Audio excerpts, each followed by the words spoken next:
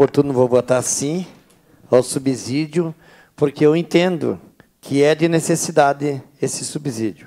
Para declarar o voto. Veja só, uma pessoa que vem até o centro fazer uma faxina numa casa, ela vai pagar R$ 6,70 para vir e R$ 6,70 para ir para casa. Veja o que sobra, né? Sobra quase nada.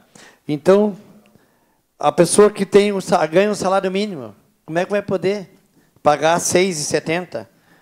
A pessoa que vem trabalhar nas lojas aí no centro, como é que vai poder pagar R$ 6,70 uma passagem? Uma pessoa que vem, um estudante que desce vai estudar, como é que vai poder pagar R$ 6,70? Pagando R$ 6,70, pegando 4 ônibus dá R$ 26,80, R$ 26,80 centavos dia. Então, eu vejo que o subsídio é de responsabilidade, é de devido nós votar, porque deveremos votar, porque temos dando esse subsídio para as pessoas que mais necessitam em Caxias do Sul. As pessoas mais carentes, as pessoas dos bairros, as pessoas que usam o transporte coletivo, esse subsídio deveremos sim votar, e no momento importante, votarei sim.